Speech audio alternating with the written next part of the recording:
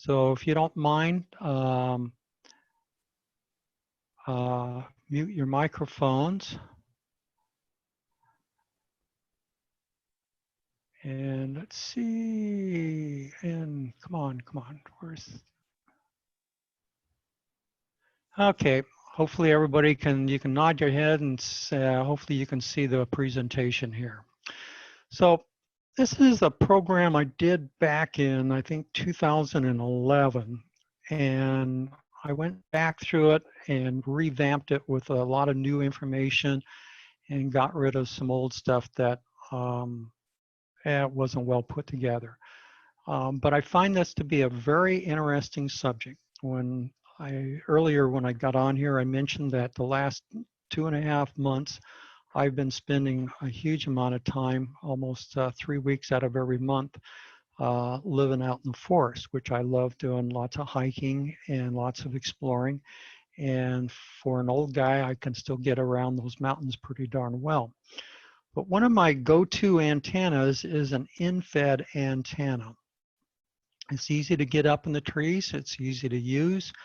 And the really funny part is that every day I'm always on 80 meters in the morning. So I start my day on 80 meters, yakking with a lot of friends and a lot of people all over the Pacific Northwest. The really funny part is that all these guys, they can't tell if I'm up in the woods or if I'm at home. I still sound pretty much the same. I still have pretty much the same signal strength. Granted, I have a whole lot of elevation, but that good old in-fed antenna, it's not the best, most efficient thing, but darn it, it just works. And it's really, really easy to put up in the air. So I thought I'd bring this up. Anybody doing camping, this is a really good, cute thing to look at. So we're going to talk about what is an in-fed antenna. And so answer the question, is this a multi-band antenna? Does it compare to any other antenna? We'll do a little comparison on that. The secret sauce that makes this antenna work. So there's a little part to this whole thing that kind of makes the whole thing work. Different kind of configuration. There's lots of ways of putting something like this up in the air. How to build, how to purchase all the bits and pieces. And this is an antenna system that is good for QRP. It's good for if you just have 100 watts, or you can buy the components and upsize it, and it will also meet your needs for full legal limit. So a little history about this. Originally, it was used on the Zeppelins. You know, Zeppelins were dirigibles, all filled in with hydrogen, which was a little bit of a mistake. But as they ran through the air, they ran this single wire out the back end of the Zeppelin, and that was what they used for all their radio communication. So that's how it got known, and that's how it got used, and how it became a very, very popular antenna. So here's a little diagram of what it looks like and a few comments in the part. So that first little line is just a piece of wire, and that's your actual antenna, just a single piece of wire.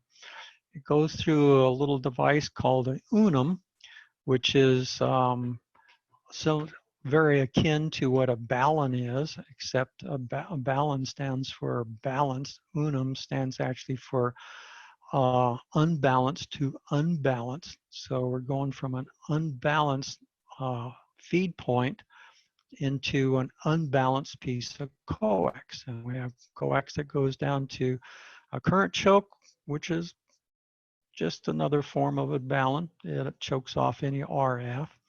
And then we have another chunk of coax that brings it into our rig. So a couple of rules that you have is that you never want to run an antenna wire next to a tower. So if you're using this guy, it's kind of nice to stay away from towers, nice to stay away from, of course, metal roofs. It's like any kind of wire antenna, you really don't want to take and run it up against something that's metal. So The kind of secret part of this guy here is that we know that with an antenna, we have two parts. We have the main part, the main radiator. We also have the other half of the radiator. There's two halves to it. So this guy here uses the coax. Doesn't have to. It can actually use another half of a wavelength or quarter wavelength of the wire going out the other side of it. But cheap way of doing it, you can just use the coax, the shielding on the outside of the coax. You can use as the counterpoise. That becomes the other half of the radiator. So if you're radiating energy off that coax, you really don't want that RF coming back into your rig. So you need to kind of pinch that off, and that's that current choke at the very, very bottom there. You want that current choke down there to pinch off or to prevent that RF from getting into your rig. Okay, so what is an in-fed antenna? There's all kinds of designs, lots of different kinds of designs, but there's some principles. There's principal designs that everybody seems to come back to.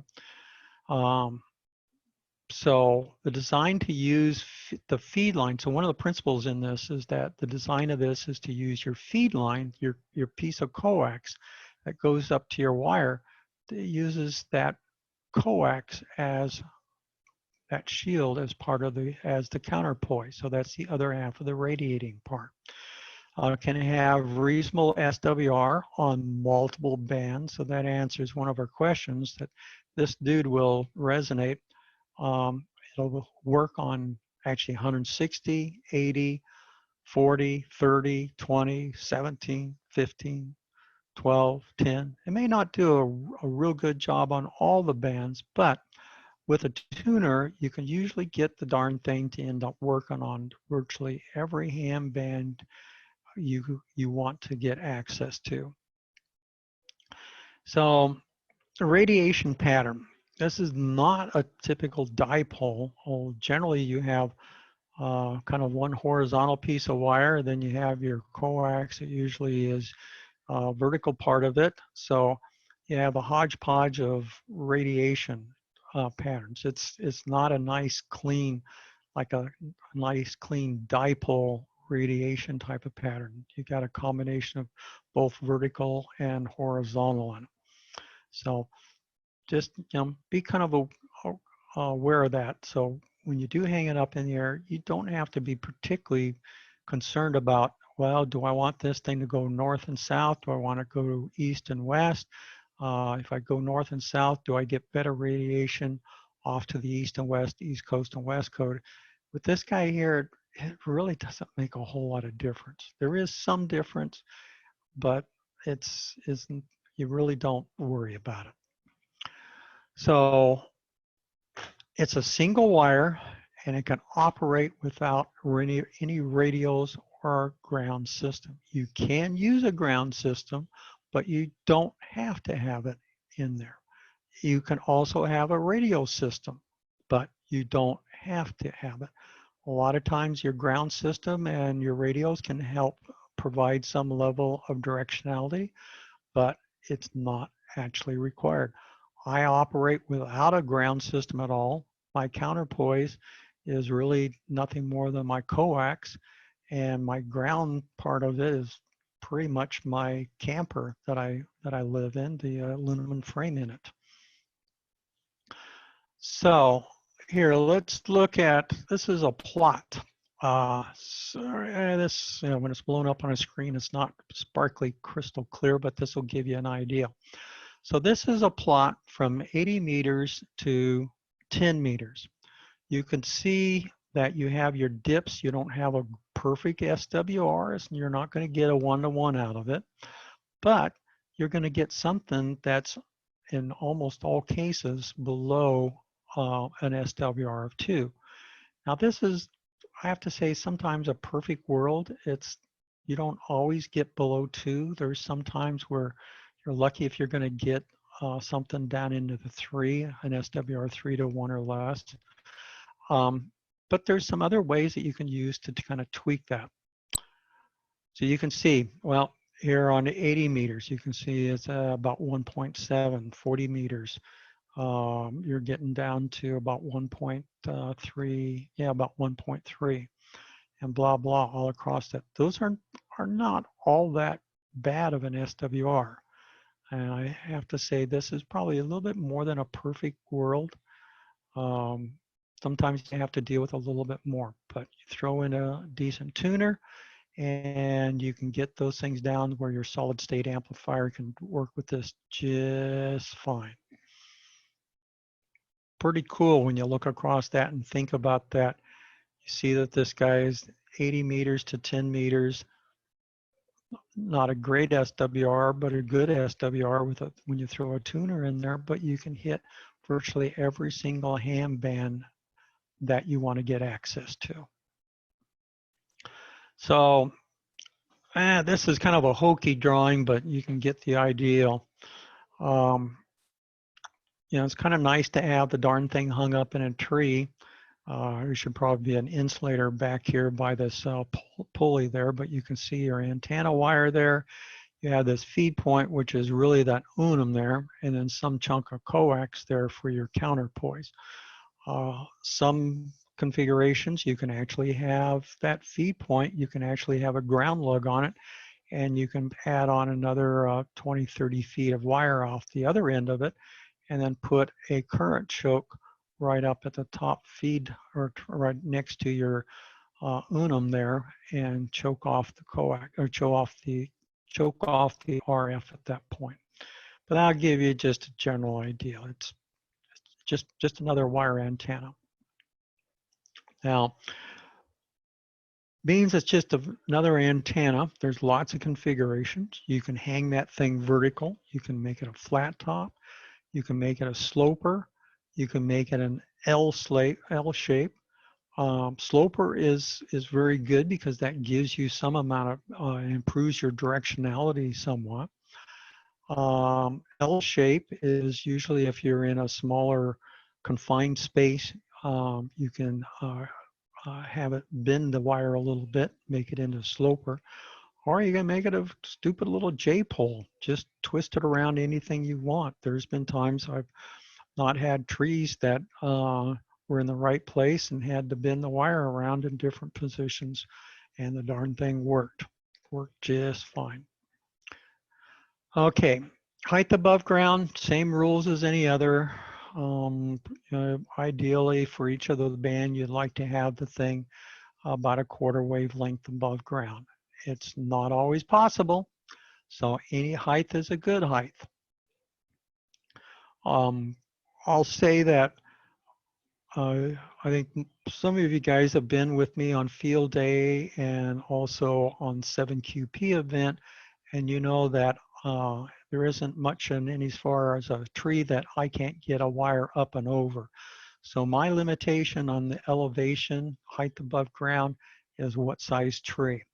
This last month, I've been able to find some really nice trees where I typically carry, most of the rope that I use is 250 foot long. There's been several trees I put my antenna up in that 250 feet didn't make it. I was about 60 to 80 feet short. So those were incredible trees. In fact, this last tree, that had to be a 150 foot tree at least. And the rope, the pull-up rope that I put up there went right over the very top, the leader on that tree. And it set right in the crotch in the very, very top of that tree. It was very spectacular. Very, very proud of that. I like that. That was so cool. Okay. Feed point and Pete. Sure, go for it. What do you use to launch your line up into the tree? I use a a device that shoots a tennis ball. It was originally developed for exercising dogs. It's known as a pneumatic tennis ball launcher. So if you go out on the web and do a search for pneumatic tennis ball launcher, and that'll show you exactly how to build it. Gives you a part list. You can go out and buy the parts, or you can buy it completely assembled. That pneumatic tennis ball launcher, basically it has a cylinder on it that you pressurize to about 100 psi, and it will take a wetted tennis ball, or a weighted tennis ball, and if you wet the tennis ball, you'll get about another 10 to 20% better improvement on performance on the distance that we'll travel. And you take a spinning reel, open face, I like using a 30-pound piece of monofilament, and shoot that up and up and over the tree. So does that kind of answer your question there? Yes, it does. Thank you. Okay, and Nathan, if you had any other questions on that, you can shoot me an email, W7RIS. You can look me on QRZ, and I can fill you in on a little more detail on that. Perfect. Thank you. So secret sauce, typical dipoles, usually around 72 ohms at your feed point. So your little piece of coax and your hardware, you always want to operate somewhere close to in the range of 50 ohms. So the tricky thing is for infeds, the feed point impedance increases as you move away from the center of the dipole. So this feed point impedance that we all like for regular old dipole is going to start climbing, and it starts climbing quite quickly. So on an infed antenna, generally that feed point impedance is going to be around 450 ohms. So in order to bring that 450 ohms, and that's a generalization, depending on what band it is, how high you are above the ground, that number is going to end up changing on you. But generally it's going to be a high impedance. It's going to be more than what your normal 50 ohm coax is going to give you. So you're going to need something approximately a 9-to-1 impedance transformer to convert that 450 ohms back down to your 50 ohms coax. So feed point impedance can go much higher, or it can actually go lower. So depending on how far it is above ground, it's not a good match for a 50 ohm coax. So you will need a matching transformer, and that's what that Unum does. Most of those Unums are 9-to-1 impedance matching transformer. So what is an Unum? So that Unum, that's that guy, that's the secret sauce that makes this whole thing works, by taking that really high impedance and bringing it down to something that we want. So Unum stands for unbalanced input to unbalanced output impedance matching. For this application, it is very important to select the right Unum for that. There's lots of different Unums for different purposes, but you're going to want to grab something or get something that is a high quality or good quality. I shouldn't have to say high quality, because like if you're a QRP, you don't need a whole lot of quality in there to do something. If you're running a full legal limit, there you want to have something that has a pretty good quality, but you want something in that 4-to-1 to 9-to-1 area. And the key thing is that, I think I have a slide that will show you, but at that feed point, normally in a regular dipole, you don't have a lot of voltage there, but you have a lot of current. In this situation, you're going to have some really high voltage at that feed point and low current there. So you need to have a Unum there that can handle the really high voltage and not turn to black gooey plastic mess and turn into a flaming ball up in the trees. So, and the other important thing in that Unum, it provides very little or really virtually no RF choking on for the common mode current.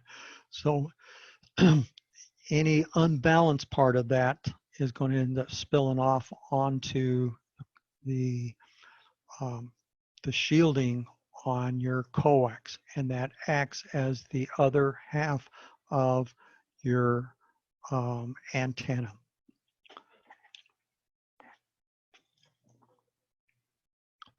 Okay, so here's a mid-priced Unum that's basically kit form already put, or no, it's not a kit form, already put together.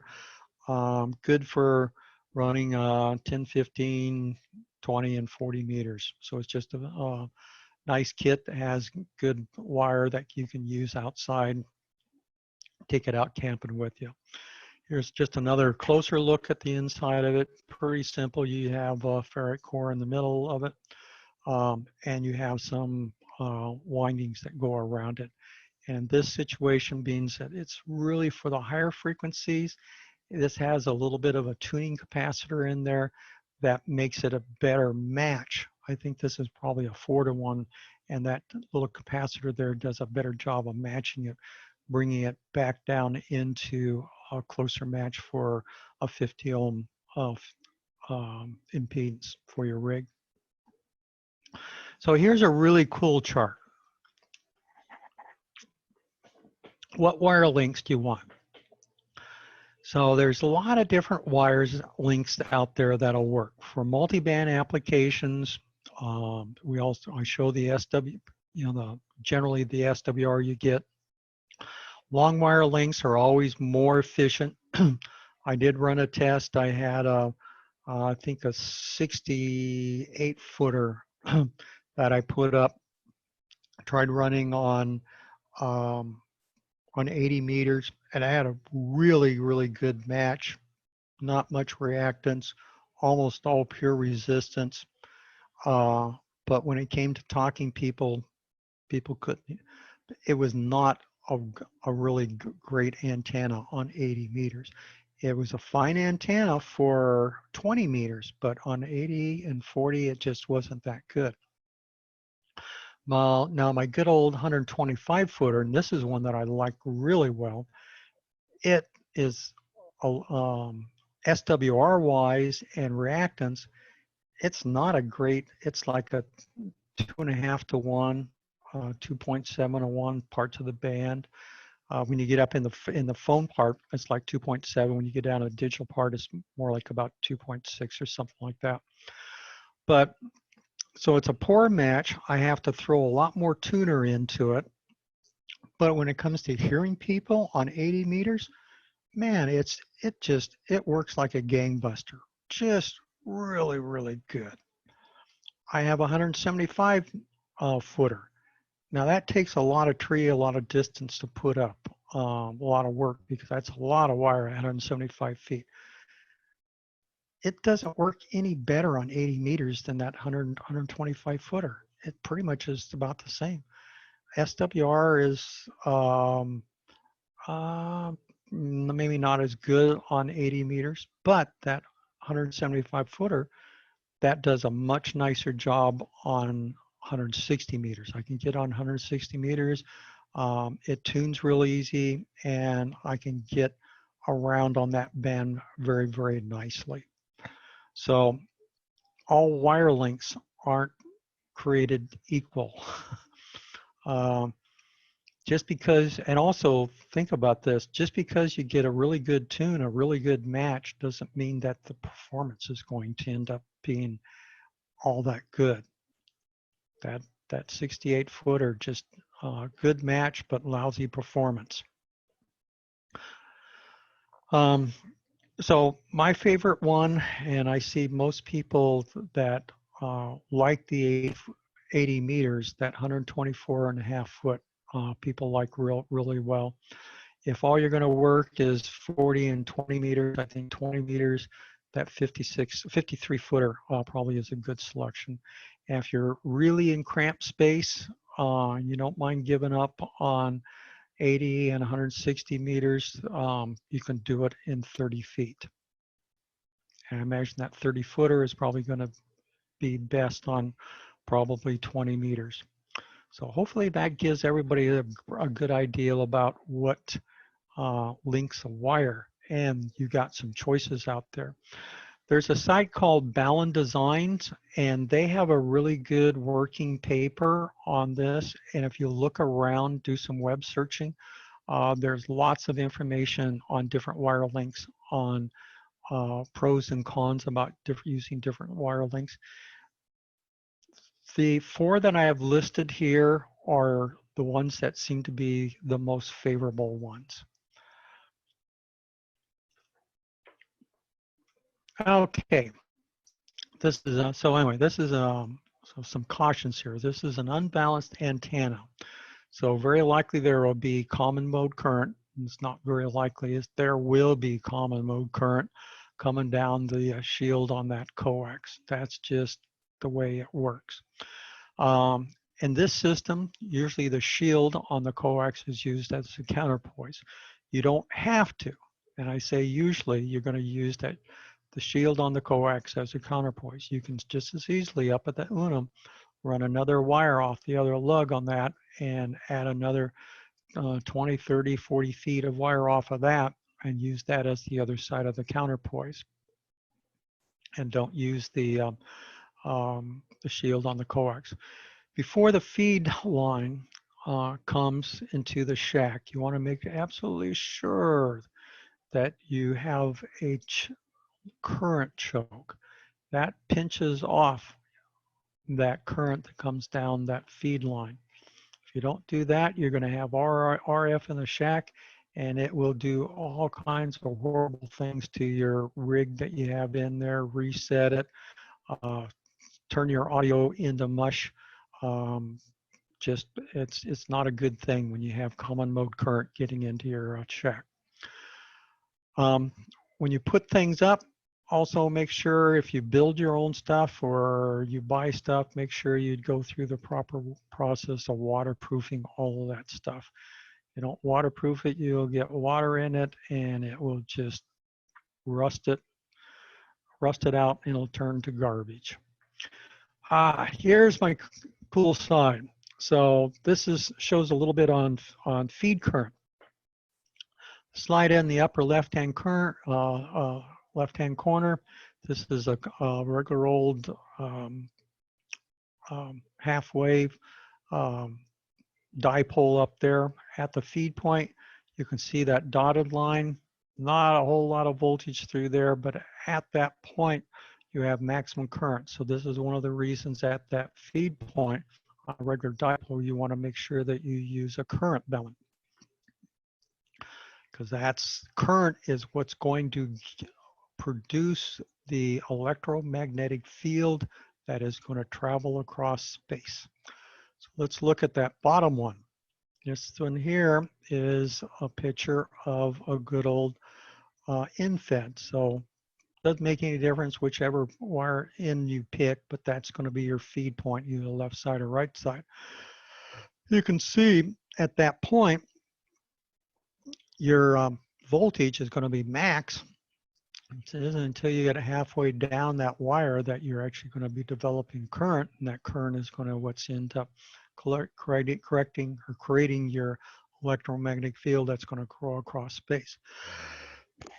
So the point here is that at that point, maximum voltage, you got to have a balun there that can handle that voltage, or it will end up arcing and frying and turn into a bunch of black stuff.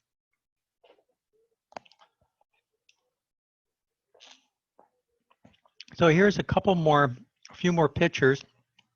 Upper right-hand corner, that's a good old QRP balance. So these are the 5-water, the guys that do soda and work mountaintops. So it's pretty neat to see that a very little piece of stuff you can shove up in the wire, in the air as far as an in-fed and make it. The one in the lower left, that's a little bit more fancy one, still kind of QRP type. But the nice thing about this is that this has a little tuning capacitor. So you can take that feed point impedance, 450 ohms, and then with this little tiny, there's a little knob on the other side of this piece of plastic case there, that you can adjust this capacitor, and you can adjust that thing all the way down to a nice flat 50 ohms coming out of the BNC at the bottom here going into your rig. Okay, the one over on the right, that's a more industrial model, so that's one good for probably a full legal limit. And you can see that that uses Teflon coated wire to protect it from any kind of arcing, because the insanely high voltage that is going to be developed inside this. And you can see it has two lugs there. One of them's for your antenna. The other one you can see on the right side there actually connects back to your shield. So that's what will end up providing the counterpoise going into the shield. And it also has an optional lug off to the right there if you want to connect up an external counterpoise. Now, if you really want to get fancy, so these are guys that are doing it right. So they have some very fancy stuff that they put together for actually tuning their in-fed and to get every last little bit out of it. So that's quite nice. On this left side here, you can see it has a manual knob. On the right side, he actually has a little motor that he can adjust his capacitor here and tweak out the every last bit to get it right down to a flat 50 ohms on it. So you can look around on the web, and there's papers on all this stuff if you wanted to step up to this type of stuff. So polarization. So the combination of antenna wire and feed points, it all depends on your configuration, but likely you'll have both horizontal and vertical polarization. So your lobes off of that are going to look like, who knows? It's going to be, and your height above ground is also going to fit it. So you might just think of it just as radiation pan is nearly omnidirectional. It's going to go every which way, and is no such thing as horizontal and vertical. It's actually, here's something else to consider. Vertical polarization generally is a little bit noisier. It picks up more noise on the lower frequencies. But a lot of times as radio waves travel through the ionosphere and get refracted back to Earth, polarization isn't always what you want to see. Polarization on verticals are going to get you lower angle of receiving things. Your horizontal polarization are probably going to get you higher level. So I think one of the cool things about this is that this is a good compromise antenna to get you a wider selection of that RF that is coming into the antenna. Is going to be able to look a little higher in the atmosphere. It's also going to get you closer to the ground to get you a little longer distance. Okay, counterpoises. Coax shield normally acts as counterpoise. I've already talked about that. So you can, at the Unum, add on a chunk of wire there if you don't want to use your coax there. You know, generally somewhere between 25 to 30 feet is enough. Some people go to the formula and they like to add about 0.5 of your frequency, a piece of wire. In other words, whatever frequency, whatever wavelength, there we go. Wavelength is what I was trying to look for. About 0.05 of a wavelength of whatever you're going to operate. They like using that. And also, you can have multiple pieces of wire for different bands to meet that requirement. And you know, the RF will find the right frequency or the right length there for it to radiate from. So don't forget your current choke, yeah, blah, blah. To operate 160 meters, you will need to double your current choke value. So just because you get decent choking on 40 meters, as you start moving into 80 meters and especially 160 meters, your choking requirements will go up. And also you might want to select ferrite types that do better at lower frequencies. So in-fed antennas have received a bad rap for a long time. A lot of people don't like them. They think they don't like them, but it's not a balanced system. So that means it's not, the efficiency is not great. It's neither a vertical, it's not meant, or it's neither a vertical, a ground plane, or DESCON, Windows, or G5RV. It's none of these, normal standard type of stuff. And it's just yet just another compromised antenna. So the efficiency isn't all that good. But the dang thing works. It's easy to get on the air, and it does do all bands, just like Windows and G5RVs. They say it's a noise magnet. So generally, if you have the right kind of current choking is going to end up having a big play on this as far as what it will receive for interference and junk coming off of the RFI type of stuff coming off of the atmosphere. They have wild impedance swings, yeah, but if you cut them right and you build them correctly, they're gonna have low impedance where you need it on what bands. Now, granted, it may not cover the entire band, but it will. If you play around with it a little bit, you can get it to set up just right on the band that you need. You also say that a good ATU, automatic, or a good tuner, antenna tuner, is required. Not if you design it right. Generally, you can get away with you can barely scrape away with it as is. But I'll say that just those inexpensive LDG tuners, they'll do just fine in here. They'll get you exactly what you want. So if you want to build your own, here's some references. Anybody wants any of these references, I know it'll be in the video that gets uploaded. You can also send me email, w7ris at arl.net. Or you can look these guys up. So if you want to build your own, these are a couple cool places. Wireman has some cool stuff you can build for these guys here. If you want to spend the money and get really high-end stuff, I'll punch Balance Design. I have yet to be able to burn up anything that I bought from Balance Design, so that says something to them. If you want to buy individual parts, good old Polymer out there is also a good place to buy stuff. Pre-built in-fed antennas, just do some Googling out there. You can find the things for cost. Again, the cost is really wrapped up in that darn balance. So I think $50 is probably a higher end, but anywhere between, I'll say probably $35 and $200, depending on, and that all is respective to how much power you want to run.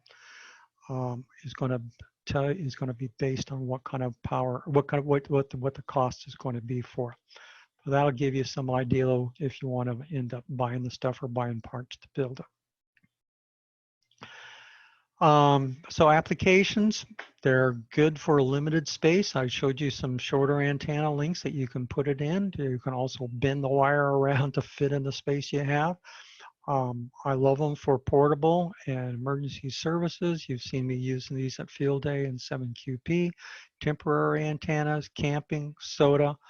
A lot of SOTA guys use these guys. Really cool antenna for doing low power stuff when you're doing mountain topping. Okay, so let's wrap this guy up. So The in-fed antenna, it can support multiple bands. I'll just mention for multiple bands, there's kind of a breakpoint there. As far as matching impedance, they do for matching impedance on your 9-to-1, it probably does a better job. Anyway, there's kind of a breakpoint. 160, 80, and 40 is a good cluster as far as where things match very nicely. From 20 meters down to 10 meters, it does a better matching at a little bit different impedance point. But a lot of that has to do with height above that, above ground.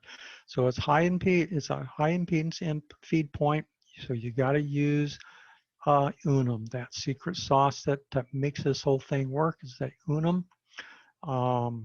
Selecting the right size Unum for the application. In other words, if you're doing QRP, you can use it with little tiny donuts. If you're doing 100 watts, you need a little bit bigger donuts for doing that. If you're doing full legal limits, you need something that can handle that really high voltage that is going to be developed.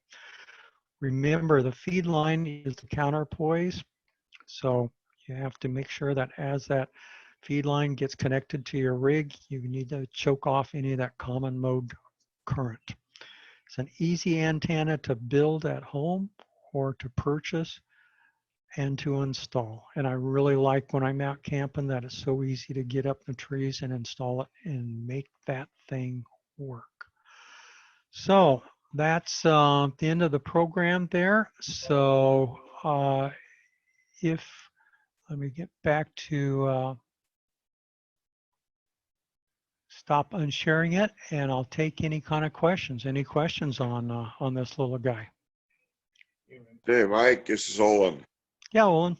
I watched the PAC presentation on that video Hamfest. The guy, of course, he had a product to sell, but he was really into telling you could do this yourself. But he was using a 49-to-1 Unum for his long wire. I don't know why. I couldn't get a question in. Yeah, the 49-to-1 is if you're using a resident piece of wire. These wire links are all non-resident, and that 49-to-1, you don't always get all the multiple bands that you want. It's not a good match on the multiple bands. But when you're using the non-resident, and the wire links that I suggested there, those will almost always give you all the bands out there. Okay. Comment. Yep. I built one of these for doing soda and works very well. I've talked, that's all QRP stuff. So I've made it out to Hawaii, East Coast, New Hampshire, all on 15 watts or less. And I used the 30 footer and bought the Balance Designs 9-to-1 and a 1-to-1 choke, and that's pretty much my go-to antenna. And what bands are you going after? Oh, I'm primarily on 20 and 40, but I've used 17. Don't think that's going to work on 80, as I recall, on a 30-foot wire. But yeah, the common, those are the common ones for soda: 17, 20, 40. That's where the hangouts are. Yeah. Yeah, when you're doing soda, 40 is always a challenge because usually a piece of wire that's naturally resonant, that's a lot of wire to stick out there. And when you're on a mountaintop, you normally don't have that kind of real estate.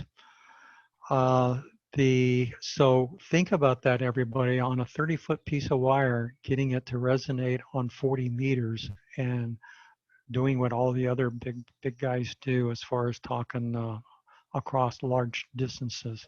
So congratulations there. Any other questions?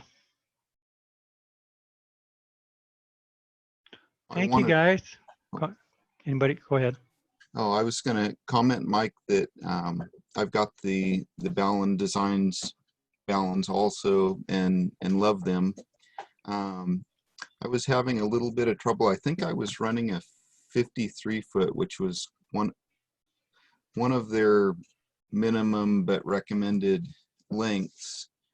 I was able to tune it up, I believe, on 20 with no tuner, but my LDG tuner, auto tuner, would not tune it up on other bands, and the internal tuner in my FT450 would not tune it up on any other bands. I ended up going with a manual tuner, made all the difference in the world.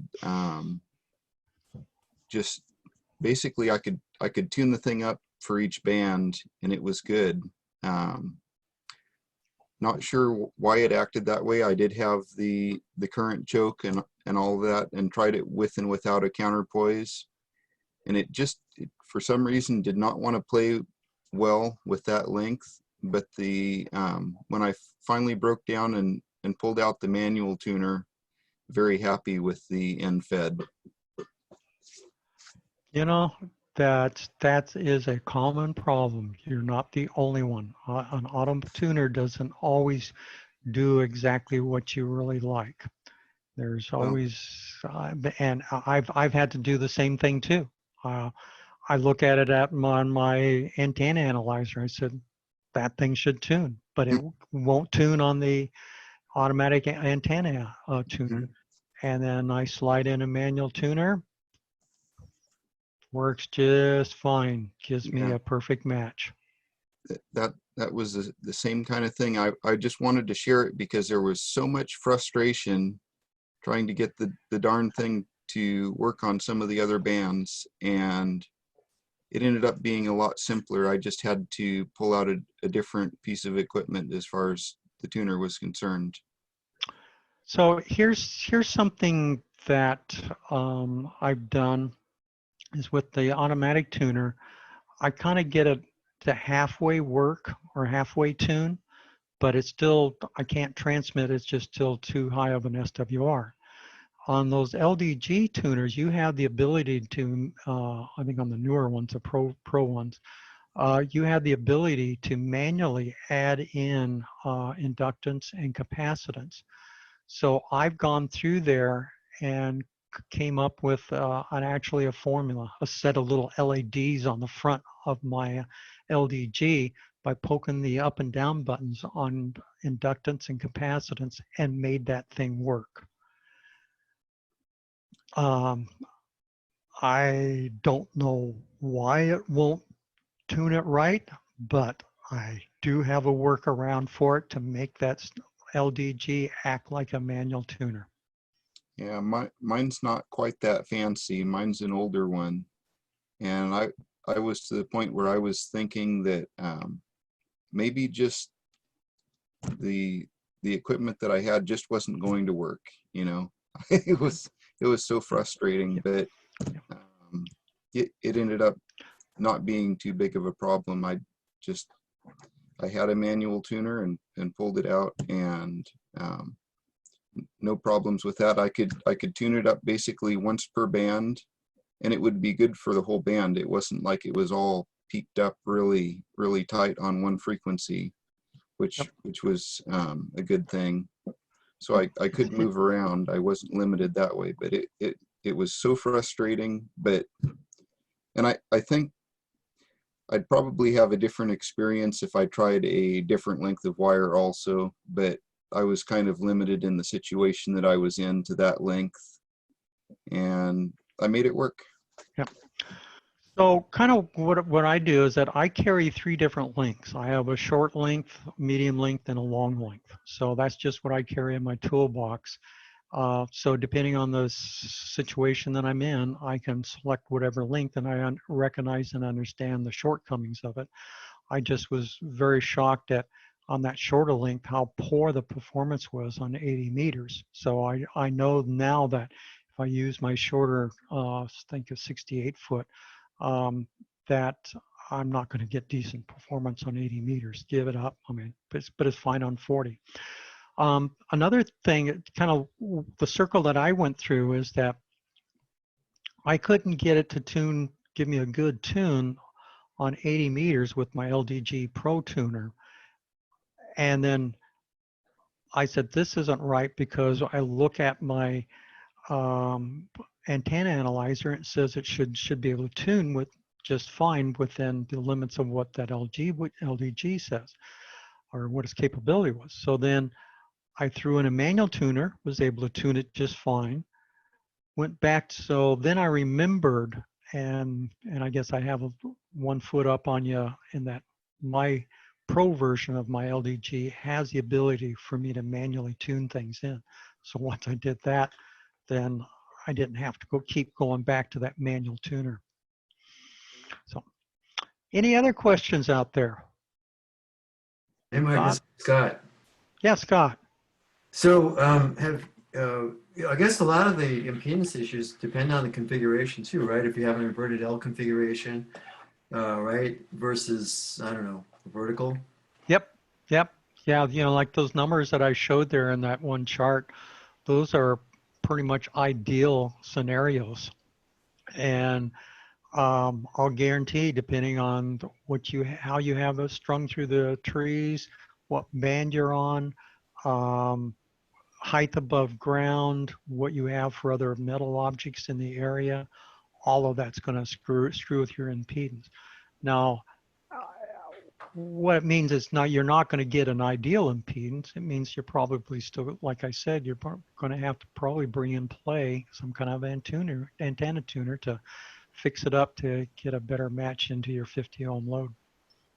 Well, sure. One question I do have you heard that if you have a counterpoise and you string it underneath, like if you running your antenna as an inverted L, let's say, and you string the counterpoise underneath the antenna, that actually get better performance than if it's just kind of strung out in the other direction. You know what I'm saying? Say a quarter wave single wire radial. I have not heard that. I'm not so far. I've not seen any reference to that as far as improving performance.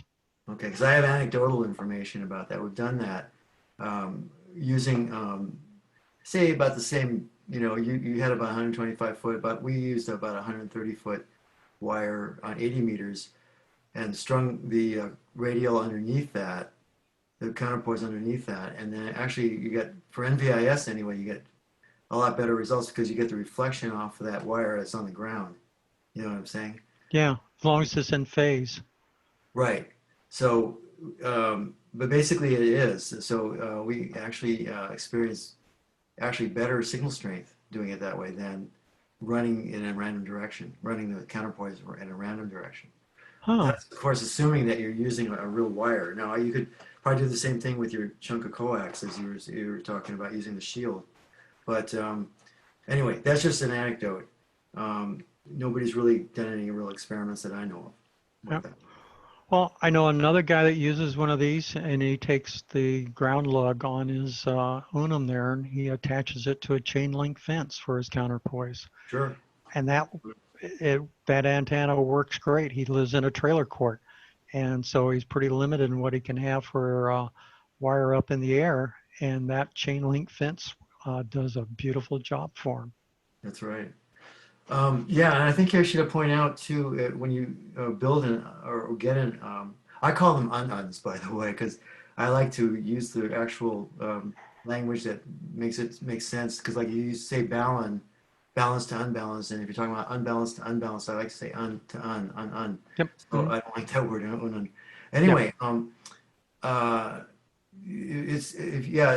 type of ferrite material that's used, even if you buy them, you have to make sure that, depending what band you're interested in, if you're going to work 160 meters or 80 meters, you can't use the same kind of a choke that you're going to use on 20 or 40 even or higher, because you won't get enough inductance, right? So it has to be specified that, and there are charts, by the way, if you're going to build one yourself, even you can buy the, say, ferrite toroids, with the right material for the specific frequency range you're interested in. And so it probably is best to buy something that's designed to work on 160 meters or 80 meters, and you can use that at higher frequencies too. And it will do a fine job choking. However, you have to be careful also about the size of it, because as you were pointing out, depending on the power levels you're using, if you're running QRP, then those tiny little toroids work just fine. But if you're running higher power, these things have to absorb, a lot of magnetic fields, so they heat up, and you have to, make sure that your toroid can stand those power levels because of the heating effect, and you can actually break the material. You can break your toroids if your power is too high, and you're running with the wrong, with too small of a toroid. So that's a factor as well. But I think everybody's safe if they go ahead and buy a professionally made one. The other factor is a lot of those are just auto transformers, which means that their frequency ranges are quite limited. The best ones to get are transmission line type SWR Balance, because those are very wideband devices, and they can work over extremely large frequency ranges. Auto transformers are very limited, and that's what most of those are just simple auto transformers. So if you want to run 160 up to 10 meters, you're going to need a transmission line or balance system. Yep. Yeah.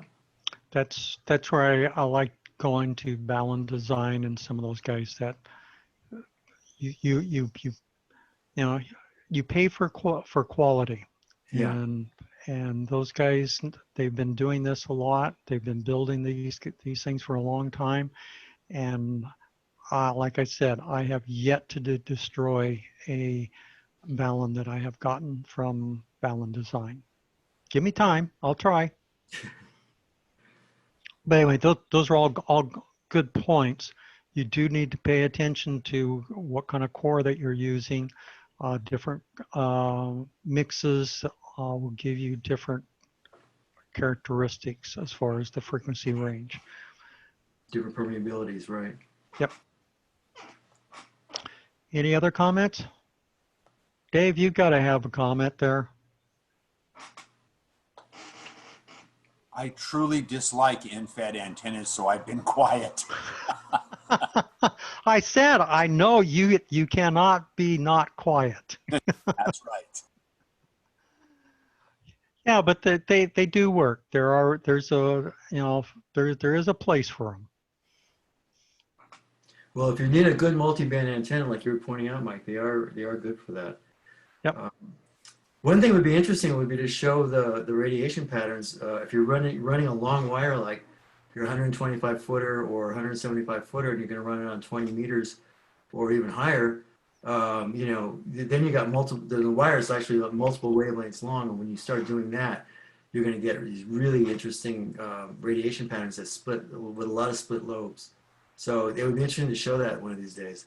Yeah, I was looking at that earlier today, and I kind of thought that was a little much to bring into a program like this. If I want to talk to some people that are with guys that want to dig deeper into that would be a good discussion. But yeah, those radiation patterns are pretty crazy. Well, thanks for the presentation. Thank you for listening to me. Any other closing comments before we talk about adjourning? Thanks, Mike. Anthony, it's back to you. All right. Thank you, Mike. Informative and entertaining as always. Yeah, so that kind of concludes the business and the presentation. If anybody wants to sit around and chat for a little bit, I think you're welcome to do so. Yeah, look for the videos here in the next couple of days. If you're not on the list for that, you can talk to Mike about getting on the Google Groups, and we'll go from there. Thanks everybody for coming out, or logging in, I should say.